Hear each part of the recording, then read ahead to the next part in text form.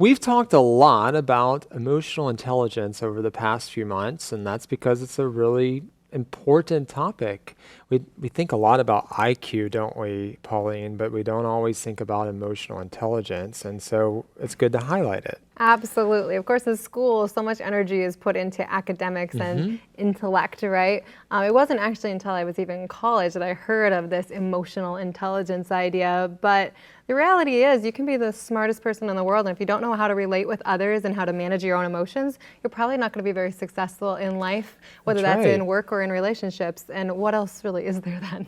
That's right, and emotional intelligence is really important, and I just want to ask you a few questions about it. Would you just kind of describe what it is? But we think about ourselves and how to figure things out. Why is it so important for us to understand who we are and some of the problems that we're facing internally? Well, if you don't understand yourself, you're walking through life not understanding the only constant in your life.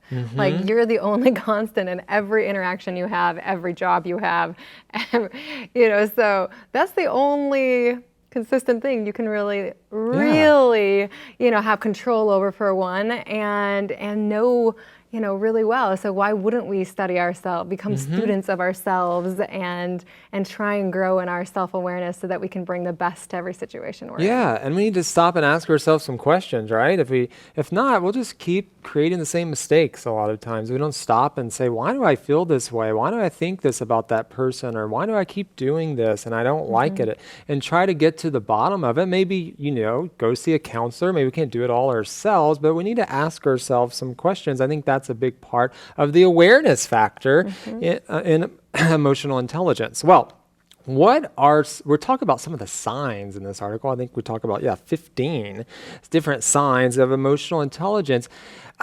Pauline, have you learned some things about emotional intelligence in your lifetime? What are some things that you've learned, or maybe from other people? Sure. Actually, I think of my mom. When I was reading this article, I was thinking of some advice that has really just done me well in life. And her advice was never to make a big decision when you're in the midst of an emotional flush, right? If you're extremely angry, if you're extremely upset, that's not the time to make a huge decision. That's not the time to quit your job or break up or, move to another, decide you're going to move. It's okay to know that that's what you want in that moment, to maybe write it down, but to come back to it in a calmer moment. Especially one of the most practical parts of that is my mom also used to always say, don't send a letter or an email in the middle of the night. Right? You can write it out, but wait until daytime when you're awake, you've gotten some sleep. See if you still feel that way, if it still seems like a smart thing to do. That's right. Sometimes we get angry, you want to shoot that text right back, but just pause, take some time to reflect, and it may save